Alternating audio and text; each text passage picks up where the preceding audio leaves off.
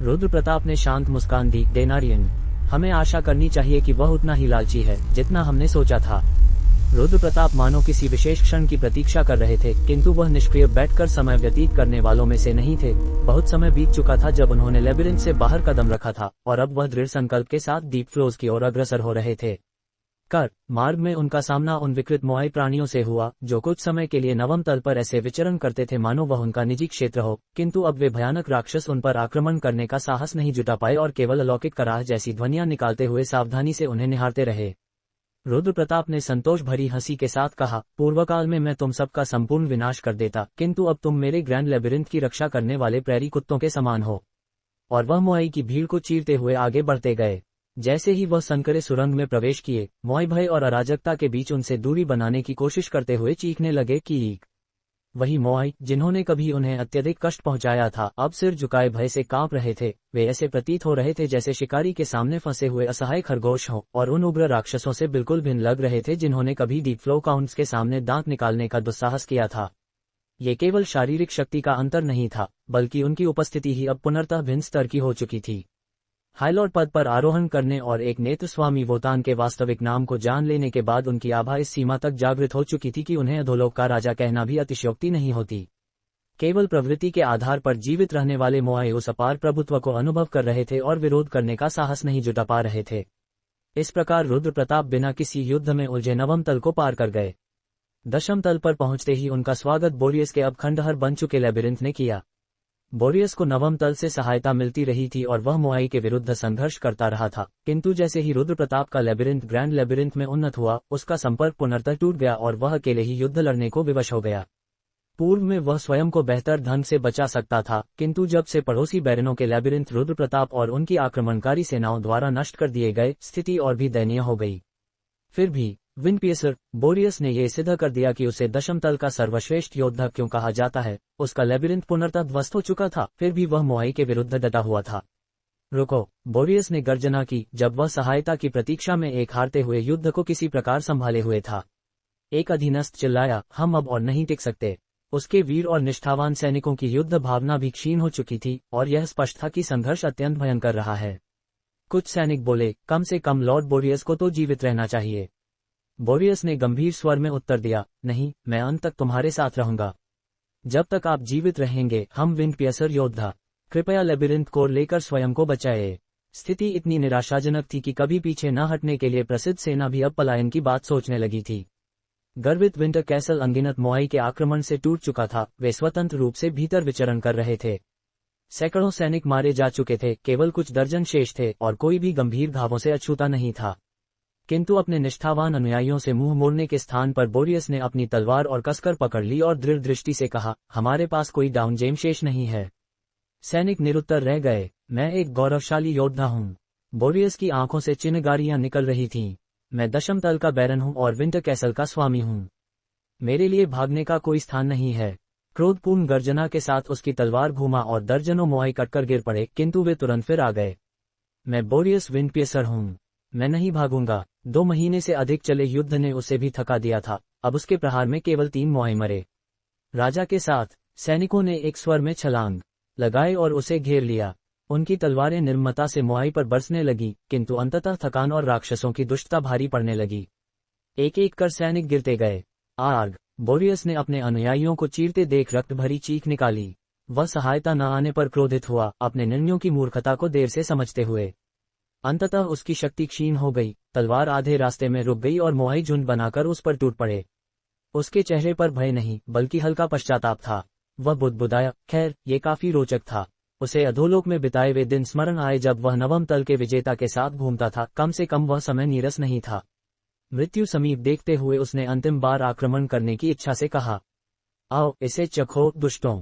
लो, इसे भी चख लो दुष्टों। जैसे ही उसके हाथ अंतिम बार ढीले पड़ गए और उनमें शेष बची शक्ति भी समाप्त हो गई, वैसे ही मोआई राक्षस उफनती हुई प्रलयकारी लहरों की भांति उसकी ओर टूट पड़े, मानो किसी भूखे समुद्र ने अपने शिकार को निगलने के लिए मुख खोल दिया हो। किंतु जिस मृत्यु की वह प्रतीक्षा कर रहा था, वह उसके सामने उपस्थित नहीं हुई, बल्कि उसके सम्मुख वह विजेता खड़ा था जिसकी प्रतीक्षा में वह इतने लंबे समय से अपने प्राणों को थामे हुए था।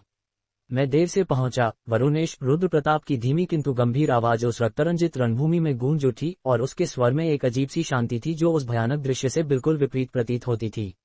यद्यपि वरुणेश ने अनगिनत बार मन ही मन ये निश्चय किया था कि यदि वह विजेता उसके सामने प्रकट हुआ तो वह उसे भला बुरा कहे बिना नहीं रहेगा, फिर भी उस क्षण उसके भीतर कोई कटु शब्द जन्म ही न ले सका और उसके होठों पर केवल एक थकी हुई मुस्कान उभर आई। क्षमा करना, रुद्र प्रताप ने कहा, किंतु उसके चेहरे पर वह निर्भीक सहजता थी जो किसी औपचारिक क्षमा याचना से अधिक एक सच्चे स्वभाव का संकेत देती थी। और ये देखकर वरुणेश के भीतर अनायास ही एक संतोष की लहर दौड़ गई। वह धीमे स्वर में बोला, धिक्कार है, तुम तो बहुत जल्दी आ गए। और उसके शब्द शिकायत से अधिक एक थके हुए मित्र के स्नेहिल उलाहने जैसे प्रतीत हुए। तुम्हारी वजह से मेरे सभी योद्धा मर गए और मैं अकेला रह गया हूँ। अब इतने विलंब से आकर क्या करने वाले हो, उसने कहा, किंतु उसके होठों के कोनों पर उभरती मुस्कान ये बता रही थी कि उसके हृदय में कोई वास्तविक कटुता शेष नहीं है। यद्यपि रुद्र प्रताप के हाईलॉर्ड बनने और कुलीन उपाधि त्यागने के साथ ही वरुणेश की निष्ठा की शपथ स्वतः समाप्त हो चुकी थी, फिर भी वह बिना किसी संकोच के उसे अपना राजा कहकर संबोधित करता रहा। मैं अपने सभी साथियों को खोकर लगभग मृत्यु के मुख में पहुंच गया था, किंतु मेरा राजा तो पुनर्तः स्वस्थ और जीवित प्रतीत हो रहा है, उसने कहा और उसके स्वर में गर्व स्पष्ट झलक रहा था। रुद्र प्रताप ने पूर्ववत सम्मान बनाए रखते हुए शांत भाव से उत्तर दिया, मुझे खेद है, मुझे अपने कुछ कार्यों में उलझना पड़ा, क्योंकि वह उस गौरवशाली योद्धा के प्रति वही आदर रखता था जो वह सदैव रखता आया था। किंतु वरुणेश को देर से आने का कारण जानने में कोई विशेष रुचि नहीं थी। उसका ध्यान तो उस अद्भुत परिवर्तन पर केंद्रित था जो उसके राजा की उपस्थिति में स्पष्ट झलक रहा था, और वह विस्मित होकर बोला, हमारी पिछली भेंट के बाद इतने कम समय में आखिर तुम्हारे साथ हुआ क्या है? 1 वर्ष पूर्व तक दोनों लगभग समान शक्ति के साथ युद्ध कर चुके थे, और यद्यपि अंततः वरुणेश को झुकना पड़ा था, फिर भी उसे इस बात का गर्व था कि वह पराजय सेनापति के समक्ष टिक पाया था। किंतु अब वही गर्व एक उग्र युद्ध भावना में बदलकर उसके भीतर पुनः प्रज्वलित हो उठा। अब तुम मेरे अधीन नहीं रहे, रुद्र प्रताप ने अत्यंत सहजता से कहा, मानो उसे सब कुछ स्मरण ही न हो, और उसकी यह निर्भीकता वरुणेश के भीतर क्रोध की ज्वाला भड़काने लगी। हम दोनों जानते हैं कि हम क्या चाहते हैं, चलो इसे फिर से दोहराते हैं। वरुणेश ने अपनी कुंद हो चुकी तलवार को फिर से कसकर थाम लिया, और उसकी आंखों में बुझती हुई अग्नि पुनः प्रज्वलित हो उठी। क्या इस बार भी वही शर्तें रहेंगी? रुद्र प्रताप ने शांत स्वर में पूछा। जो कुछ पराजित का होगा, वरुणेश ने कहना शुरू किया, वह सब विजेता का होगा, रुद्र प्रताप ने वाक्य पूरा किया। पाताल के नियमों की शपथ, वरुणेश ने गर्जना की, किंतु वह अपनी तलवार एक बार भी नहीं घुमा सका, क्योंकि अगले ही क्षण उसके प्रतिद्वंद्वी की अपार उपस्थिति ने उसे पुनर्तः जकड़ लिया। रुद्र प्रताप के भीतर किसी विशेष घातक इरादे का आभास नहीं था, फिर भी उसकी मात्र उपस्थिति ही एक अचल पर्वत के समान थी जिसे पार करना असंभव था, और उसी दबाव के नीचे वरुणेश की समस्त युद्ध इच्छा चूर चूर हो गई। वह प्रतिरोध करने का प्रयास करता रहा, किंतु अंततः अनायास ही उसके घुटने भूमि पर टिक गए, मानो उसने पहले ही समर्पण स्वीकार कर लिया हो। बहुत समय हो गया, वरुणेश, तुम्हें इस रूप में फिर से देखना अच्छा लग रहा है। अपराजय सेनापति, एकमात्र विजेता और अब उच्चाधिपति बन चुका रुद्र प्रताप मुस्कुराया। इसके पश्चात वरुणेश ने शीत दुर्ग के लेबिरिंथ कोर को उस सर्वोच्च श्रेणी के रत्न में स्थानांतरित कर दिया जो रुद्र प्रताप ने उसे दिया था, और फिर वह नवम तल की ओर प्रस्थान कर गया। सत्य ये था कि रुद्र प्रताप ने लंबे समय तक ये विचार किया था कि उसके साथ क्या किया जाए, क्योंकि उच्चाधिपति बनने के पश्चात उसे एक और कुलीन मोहर की आवश्यकता थी। किंतु वरुणेश इतना अनमोल योद्धा था कि उसकी शक्ति को नष्ट करना व्यर्थ होता, और उसके गर्वीले तथा साहसी पवन भेदी सैनिक अब एक अनिवार्य शक्ति सिद्ध हो सकते थे। अपनी योग्यता सिद्ध करने के पश्चात वरुणेश को सुरक्षित रूप से नवम तल में स्थानांतरित कर दिया गया, किंतु अन्य कुलीनों का भाग्य इतना सौम्य नहीं था। और जहां तक रुद्र प्रताप का प्रश्न है, वह पुनः पाताल की छायाओं में विलीन हो गया, उन शेष कुलीनों की खोज में जो दशम तल के नरसंहार से किसी प्रकार जीवित बच निकले थे। दशम तल मानो एक जीवित नरक में परिवर्तित हो चुका था, जहां चारों ओर दृष्टि डालते ही केवल ध्वस्त भूलभुलैयाओं के अवशेष और चिथड़े चिथड़े पड़े आहूत प्राणियों के शव दिखाई देते थे, और इन भयावह दृश्यों को देखकर सहज ही अनुमान लगाया जा सकता था कि संपूर्ण दशम तल पर मोआई राक्षसों ने पूर्ण अधिकार स्थापित कर लिया है। वास्तव में एक भी सुरंग ऐसी नहीं बची थी जो उनके क्रूर पंजों से बच सकी हो, और ऐसा कोई स्थान नहीं था जहां युद्ध के चिन्ह उपस्थित न हो। इस पूर्ण अराजकता और विनाश के बीच भी रुद्र प्रताप अत्यंत निश्चिंत भाव से ऐसे टहल रहा था मानो किसी शांत पथ पर विचरण कर रहा हो, और मोआई उसके सामने ऐसे व्यवहार कर रहे थे जैसे वह उनके लिए अदृश्य हो। किंतु जब कभी किसी की दृष्टि उससे टकरा जाती तो वह भय से कांप उठता और यथासंभव दूर भागने का प्रयास करता। 6 रुद्र प्रताप ने हल्की घृणा से बुदबुदाया, क्योंकि उन क्रूर और हिंसक राक्षसों को अपने सामने इतना निर्बल और भयभीत देखना उसे बिल्कुल भी सुखद नहीं लग रहा था, और वह भौहें सिकोड़ते हुए उनके विशाल झुंड को चीरता हुआ आगे बढ़ता रहा। मन ही मन उसने सोचा, क्या मैं बहुत देर से आया हूँ? क्योंकि उसकी दृष्टि जहां तक जा सकती थी वहां केवल ध्वस्त भूलभुलैयाओं के अवशेष ही दिखाई दे रहे थे और एक भी संरचना सुरक्षित नहीं थी, जिससे उसके मन में ये शंका उत्पन्न होने लगी कि कहीं दशमतल वास्तव में पुनःस्थापन से परे तो नहीं हो चुका। किंतु उसकी ये चिंताएं केवल उस क्षण दिखाई देने वाले दृश्य पर आधारित थीं, और लगभग एक सप्ताह तक निरंतर भटकने के पश्चात अंततः उसे एक भूलभुलैया दिखाई दी, जिसका टूटा हुआ द्वार मानो बलपूर्वक उखाड़ कर फेंक दिया गया हो और जिसके मार्ग अन्य सभी की भांति खंडहर में परिवर्तित थे। प्रथम दृष्टि में कोई भी उसे मोआय आक्रमण के पश्चात छोड़ा गया एक साधारण मलबा समझता, किंतु रुद्रप्रताप स्पष्ट रूप से अनुभव कर सकता था कि वह भूलभुलैया अभी भी जीवित है, मानो उसके भीतर कहीं गहराई में जीवन की एक मंद धड़कन शेष हो। उसने प्रसन्न होने के स्थान पर भौहें सिकोड़ ली, क्योंकि इतनी क्षीण जीवन शक्ति यदि वह अनुभव कर सकता है तो मोआई भी अवश्य कर सकते थे। फिर भी वहां किसी भी जीवित प्राणी के अस्तित्व का कोई संकेत नहीं था, और संपूर्ण क्षेत्र एक अस्वाभाविक तथा भयावह निस्तब्धता में डूबा हुआ था जिसने वातावरण को और अधिक रहस्यमय बना दिया था। उस अनोखे अनुभव के कारण स्वयं रुद्रप्रताप भी अनायास ही रुक गया, क्योंकि उसके भीतर का अनुभवी योद्धा, जिसने अनेक बार मृत्यु के लोक की सीमा को पार किया था, उसे सावधान कर रहा था। जब उसने ध्यान से देखा तो उसे ये भी ज्ञात हुआ कि यद्यपि खंडहर स्पष्ट दिखाई दे रहे थे, किंतु उन विनाशों के लिए उत्तरदायी किसी भी शत्रु का शव वहां उपस्थित नहीं था, और उसी क्षण उसे पूर्ण विश्वास हो गया कि इस स्थान पर अवश्य ही कोई ऐसा छिपा हुआ भय है जो सामान्य विनाश से कहीं अधिक घातक है। ये स्पष्ट था कि वहां ऐसे घातक जाल बिछे हुए थे जिनके कारण रक्तपिपासु मोआई भी अपने प्राणों को जोखिम में डालने से हिचक रहे थे, अन्यथा ऐसा कभी संभव ही नहीं था कि वे अपने सामने उपस्थित इस आकर्षक भूलभुलैया को यूं ही छोड़ देते। उसी क्षण रहस्यमयी परजीवी की चेतावनी उसके मन में गूंज उठी कि यहाँ कोई अदृश्य संकट छिपा हुआ है। प्रथम दृष्टि में सब कुछ शांत और निसंदेह प्रतीत होता है, परंतु उस शांत अंधकार के भीतर एक भयावह खतरा छिपा बैठा है। यद्यपि यह चेतावनी समय से बहुत देर से आई, क्योंकि तभी संकीर्ण और अंधकार में मार्ग तीव्र लाल प्रकाश से चमकने लगा, और उन चक्कर उत्पन्न करने वाली लाल झिलमिलाहटों को देखते हुए रुद्रप्रताप ने अत्यंत शांत भाव से एक कदम पीछे हटा लिया। तभी उसे ज्ञात हुआ कि वह एक ऐसे शिकार क्षेत्र के सामने खड़ा है जो चींटी प्रेत नामक उस भयानक दैत्य का निवास स्थान है, जो समस्त अस्तित्व को निगल जाने की क्षमता रखता है, और जिसकी विशाल लालची प्रकृति के कारण गहन तल के उच्च कुलीन भी उसे उलझने से बचते हैं। ये भी रहस्य बना रहा कि ये दैत्य, जो सामान्यतः 12वें तल पर पाया जाता है, यहाँ दशम तल पर कैसे आ पहुंचा, परंतु ये तथ्य निर्विवाद था कि यह कोई साधारण शत्रु नहीं था जिसे कोई अकेला प्रभु परास्त कर सके। स्पष्ट था कि भोजन की खोज में भटकता हुआ ये दैत्य दुर्भाग्यवश इस भूलभुलैया के समीप आ बसा था, और इसी कारण ये भूलभुलैया मोआई के आक्रमण से बच सकी, किंतु उसी क्षण वही रक्षक दैत्य रुद्रप्रताप के मार्ग की सबसे बड़ी बाधा बन गया। कुछ क्षण विचार करने के पश्चात वह अचानक अदृश्य हो गया, और जब पुनः लौटा तो उसके हाथों में आधे होश में एक मोआई था, जो भय से कांपते हुए मानो उस अंधकार के भीतर छिपे भय को पहचान चुका था और पूरी शक्ति से छटपटाने लगा। रुद्रप्रताप ने उसे निर्विकार दृष्टि से देखा और बिना किसी भावना के उसे सीधे उस अंधकार में फेंक दिया, जहां गिरते ही वह क्षणभर के लिए बेहोश हो गया और फिर अपनी स्थिति समझते ही भयावह चीखें निकालने लगा। टूटी टांगों के बावजूद वह पूरी शक्ति से बचने का प्रयास कर रहा था। अचानक रेत के सरकने जैसी ध्वनि गूंजी और कठोर भूमि में एक पतली दरार उभर आई जो पल भर में फैलती चली गई, यहाँ तक कि पूरा मार्ग एक विशाल खाई में बदल गया और चीखता हुआ मोआई अज्ञात अंधकार में समा गया। उस दरार के भीतर उभरे असमान दांतों जैसे नुकीले संरचनाओं ने उसके शरीर को चीर डाला और उसे पुनर्तः निगल लिया, और ये दृश्य देखकर रुद्रप्रताप समझ गया कि ये दैत्य स्वयं अधोलोक का ही एक भाग है और पूरा मार्ग उसकी जबड़ों का रूप लेकर उसके शिकार क्षेत्र में परिवर्तित हो चुका है।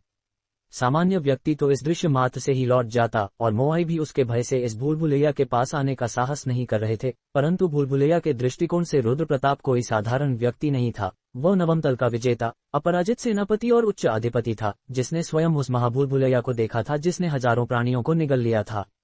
इसलिए इस दैत्य को देखकर उसके भीतर कोई उत्साह नहीं जगा, केवल हल्की झुंझलाहट उत्पन्न हुई, क्योंकि उसके बिना पार किए भूलभुलैया तक पहुंचना असंभव था, और ठोस प्रतीत होने वाली भूमि वास्तव में उस दैत्य का मुख थी। क्षण भर उसने विचार किया कि कहीं और चला जाए, परंतु तुरंत ही उसने सिर झटक दिया, क्योंकि एक सप्ताह की खोज व्यर्थ नहीं जाने दे सकता था, और अंततः उसने बलपूर्वक इस नरक को भेदने का निर्णय लिया। इसके पश्चात मोआई की पीड़ा आरंभ हुई, और एक के बाद एक उन्हें दैत्य के मुख में फेंककर वह उसके आकार और व्यवहार का अनुमान लगाने लगा, जबकि उनकी भयावह चीखें पूरे मार्ग में गूंजती रहीं। उसने देखा कि लगभग 200 मीटर लंबा यह मार्ग ही दैत्य का शरीर है, और दर्जनों अपंग मोआई उसके सामने पड़े कराह रहे थे, मानो उससे दया की याचना कर रहे हों, परंतु वह केवल मुस्कुराया और बोला कि अब इसकी गहराई का अनुमान लगाना शेष है। दीर्घ समय तक वह उन्हें चारे की तरह प्रयोग करता रहा, परंतु परिणाम संतोषजनक नहीं थे, और तब उसने अंततः निर्णय लिया कि यदि ये दैत्य भूख से यहाँ आया है तो वह स्वयं इसे तृप्त करेगा। कुछ समय बाद वह असंख्य मोआई को हाँक कर लाया और उन्हें दैत्य के मुख में धकेलता गया, जैसे कोई पात्र में अनाज उंडेलता है, और दैत्य उन्हें निगलता गया जब तक कि अतिभोजन से कराहने न लगा। अंततः उसने उल्टी करना आरंभ कर दिया और मांस के टुकड़े पूरे मार्ग में फैल गए, परंतु रुद्र प्रताप के लिए यह भी पर्याप्त था, क्योंकि उसकी उपस्थिति मात्र से दैत्य शांत हो गया और उसने मार्ग पार कर लिया। मार्ग के अंत में पहुंचकर उसने पीछे मुड़कर कहा कि शांत रहो और प्रतीक्षा करो, क्योंकि अभी उससे हिसाब बाकी है, और उसके नेत्रों में एक क्षण के लिए उन्मत्त स्वामित्व की चमक उभर आई, जो तुरंत ही विलीन हो गई।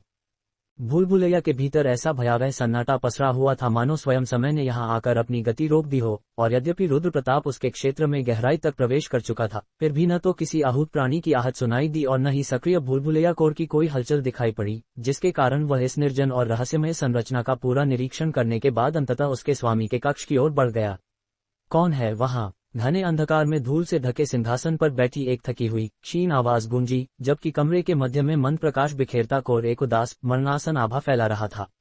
तुम्हारे शरीर से कोई सड़ी गली दुर्गंध नहीं आ रही, अतः प्रतीत होता है कि तुम उन भ्रष्ट अधोलोक के दुष्टों में से नहीं हो, वह अज्ञात भूल भुलैया स्वामी बोला, जिसका रूप किसी नीली शल्कयुक्त छिपकली और मनुष्य के विचित्र संयोग जैसा था। उसकी अवस्था अत्यंत दयनीय थी, उसके शल्क झड़ चुके थे, पंजे कुंद हो गए थे, और जो कुछ दांत शेष बचे थे वे भी बहुत पहले अपनी धार खो चुके थे, जबकि उसकी धुंधली आंखें किसी भी वस्तु पर केंद्रित होने में असमर्थ प्रतीत होती थीं, मानो उसने दृष्टि ही खो दी हो। रुद्र प्रताप ने क्षण भर उसे देखा और मन ही मन अनुभव किया कि 10वें तल के उस बैरन की कल्पना, जो कभी भ्रष्ट सुख भोग में डूबा हुआ बताया जाता था, वास्तविकता से बिल्कुल भिन्न थी। तुम मेरी अपेक्षा से पहले आ गए, वह रहस्यमय स्वामी धीमी टूटी हुई आवाज में स्वयं से ही बोलता रहा, मानो उसने रुद्र प्रताप की पहचान गलत समझ ली हो। मैंने सोचा था कि तुम्हें आने में और अधिक समय लगेगा, पर अच्छा हुआ कि तुम शीघ्र आ गए, क्योंकि अब मैं ये सब और सहन नहीं कर सकता।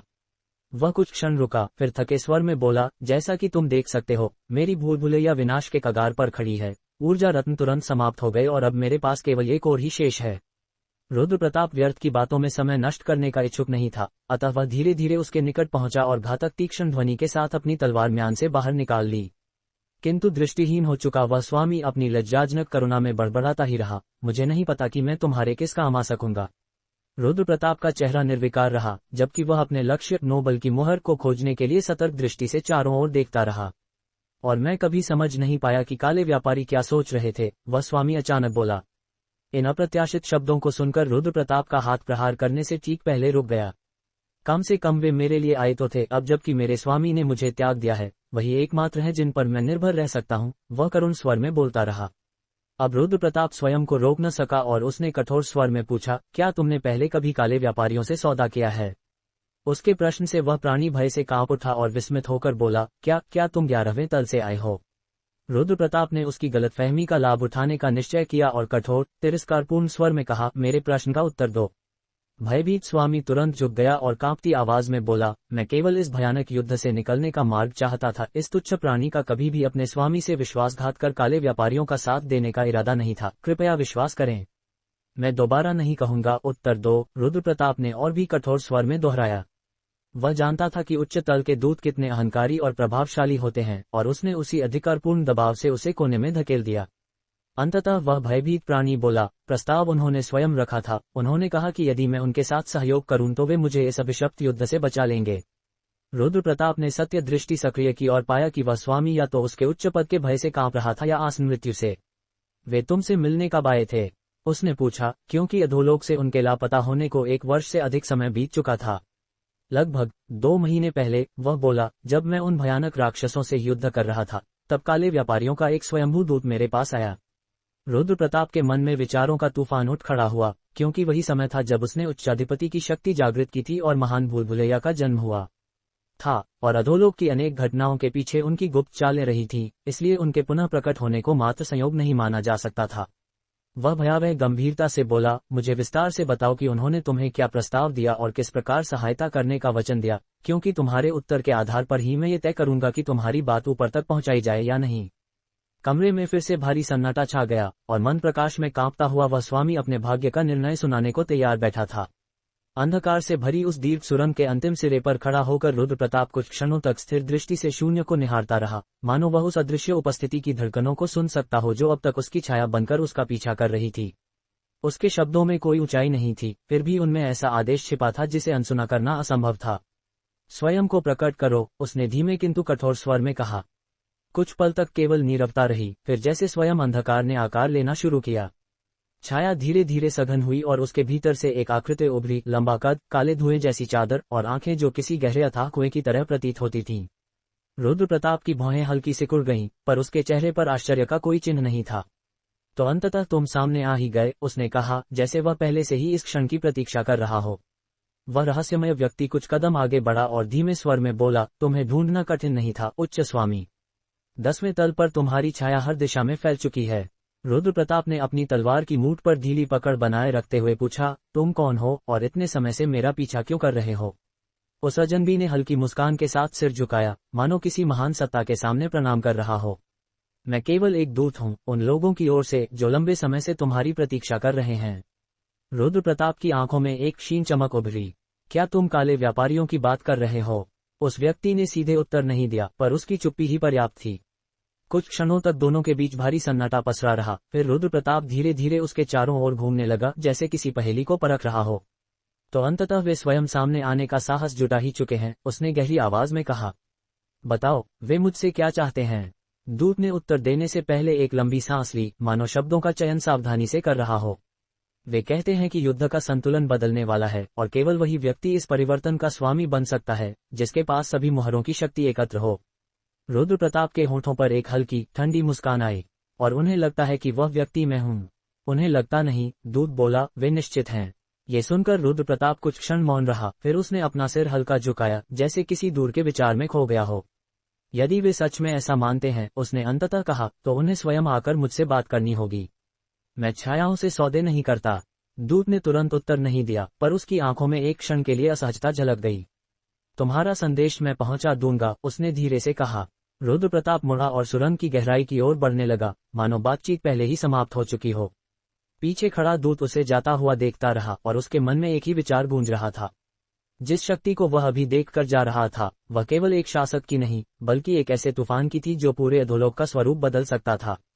और उसी क्षण दूर कहीं विशाल भूल भुलैया की दीवारें मानो अनदेखे भय से कांप उठीं।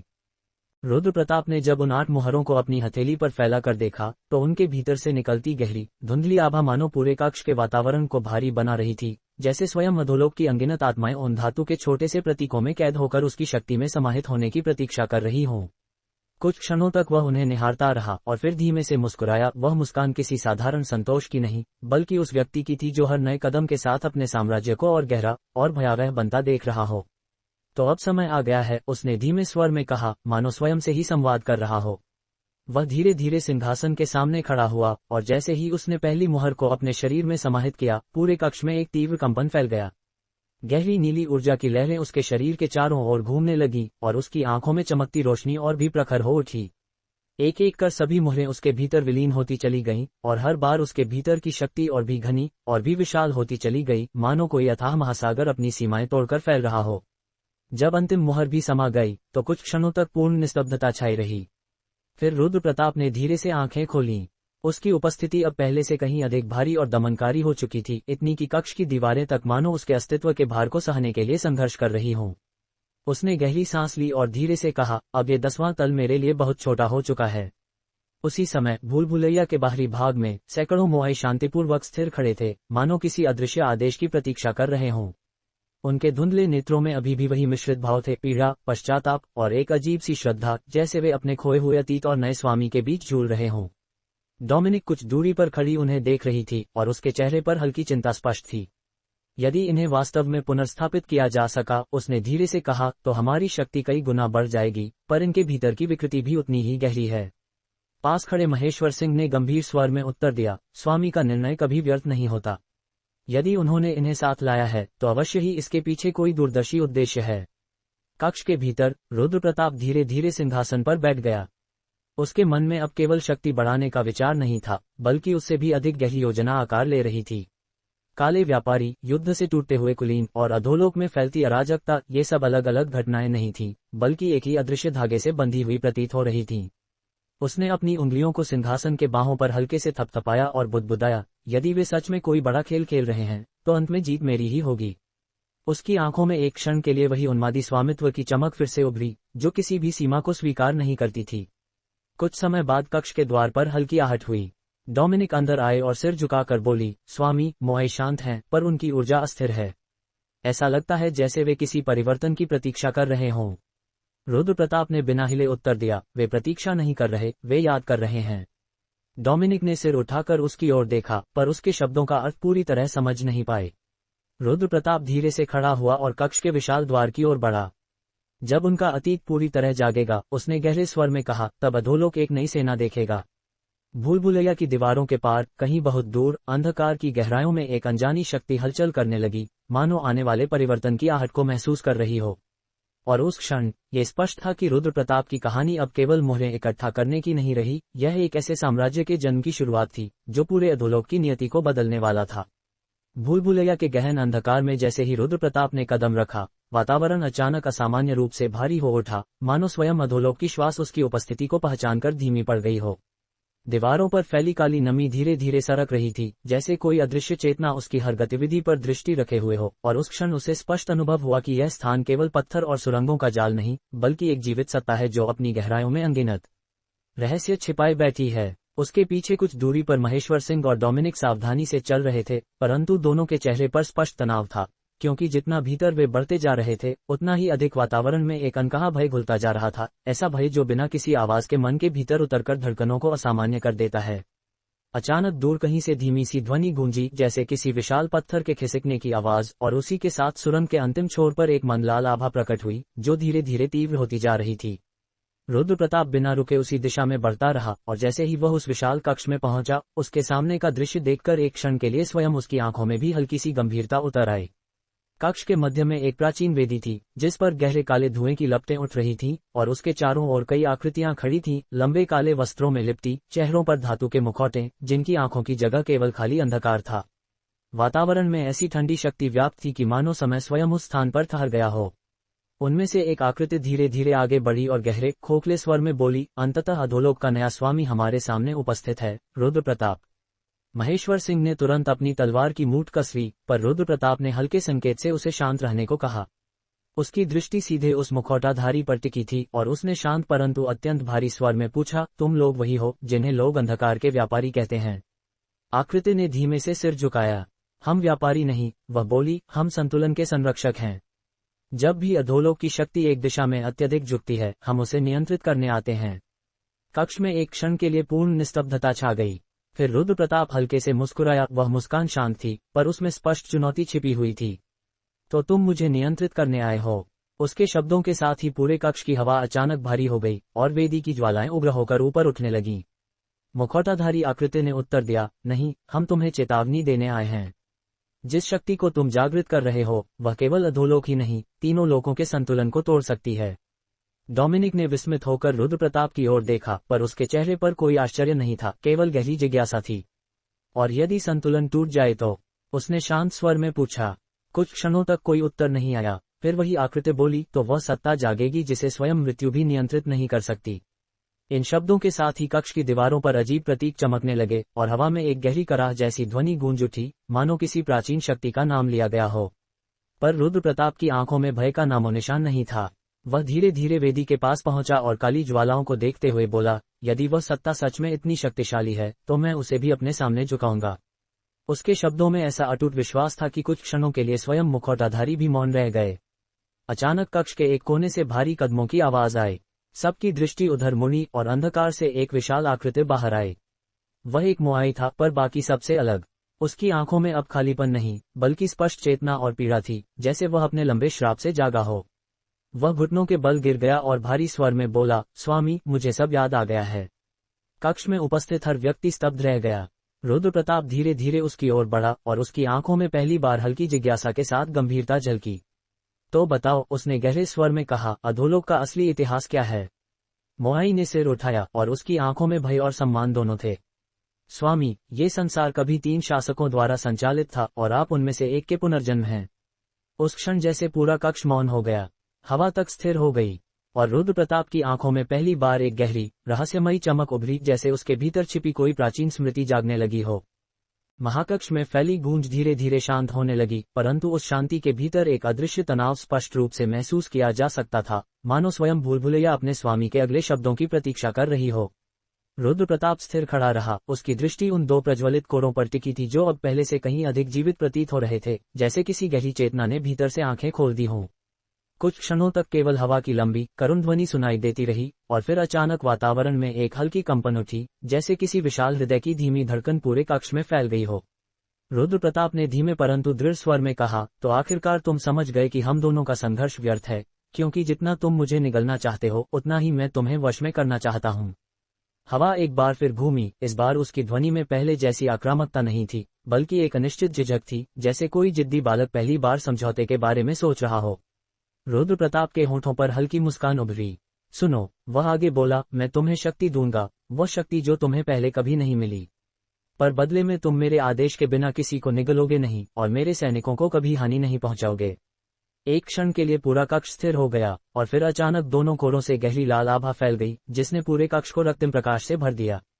हवा में एक लंबी गूंजती ध्वनि उठी, न तो पूरी तरह स्वीकृति, न ही पूर्ण अस्वीकृति, बल्कि एक चेतावनी भरी सहमति, जैसे कोई प्राचीन दानव अपनी शर्तों पर समझौता कर रहा हो। रुद्र प्रताप ने आंखें बंद कर उस ऊर्जा को महसूस किया, और उसके भीतर एक नया संबंध बनता हुआ स्पष्ट अनुभव हुआ, मानो भूलभुलैया और उसके बीच अदृश्य बंधन की एक नई डोर जुड़ गई हो। अच्छा है, उसने धीरे से कहा, अब हम दुश्मन नहीं साझेदार हैं।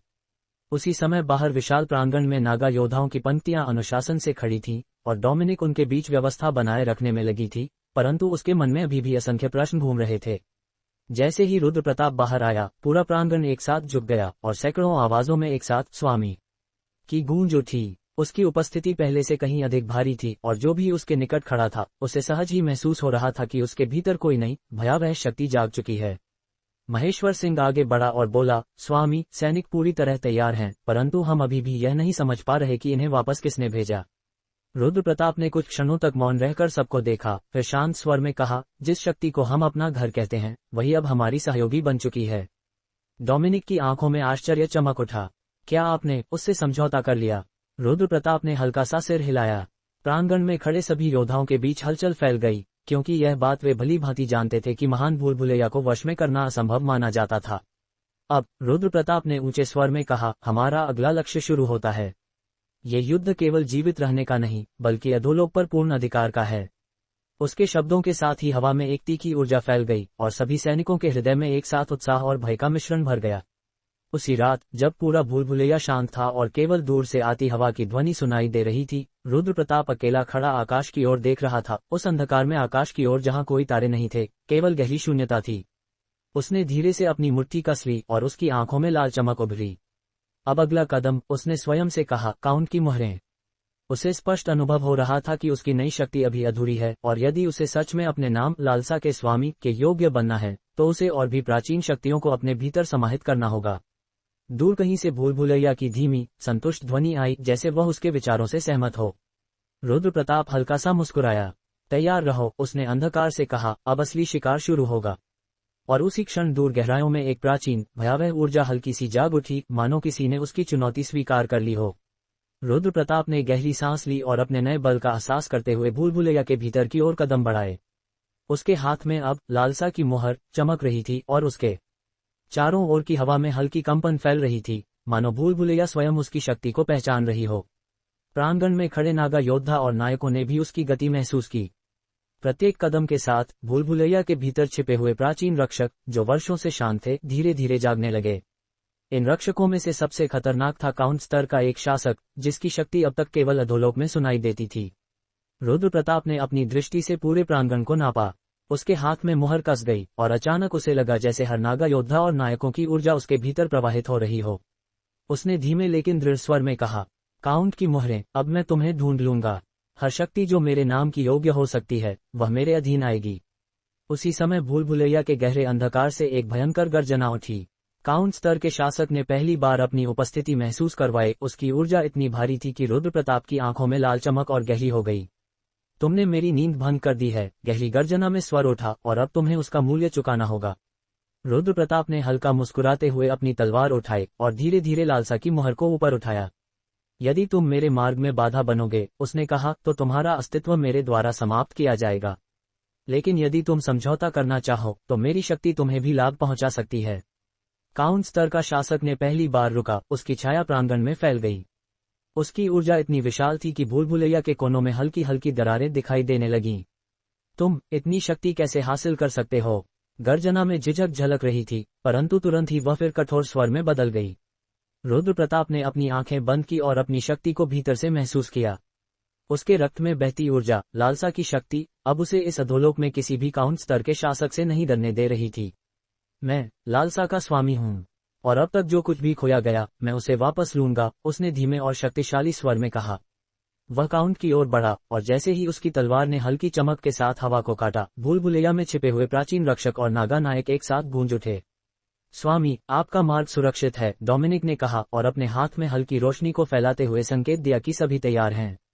रुद्र प्रताप ने आंखें खोलीं। उसकी दृष्टि में काउंट स्तर का शासक अब पूरी तरह स्पष्ट था।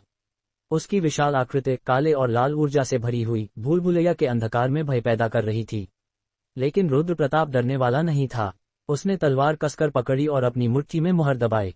आज से, उसने कहा, तुम मेरी चुनौती को स्वीकार करो या अधोलोक में अपने अस्तित्व की अंतिम सीमा देखो। अचानक भूल भुलैया में एक विस्फोट हुआ। लाल और नीली रोशनी एक साथ भड़की, और जैसे ही प्रकाश छंटा, रुद्र प्रताप और काउंट स्तर का शासक सीधे आमने सामने खड़े थे। वह क्षण स्थिर प्रतीत हुआ। दो शक्तियां, दो इच्छाएं, और अधोलोक के सबसे खतरनाक युद्ध की शुरुआत केवल समय की प्रतीक्षा कर रही थी।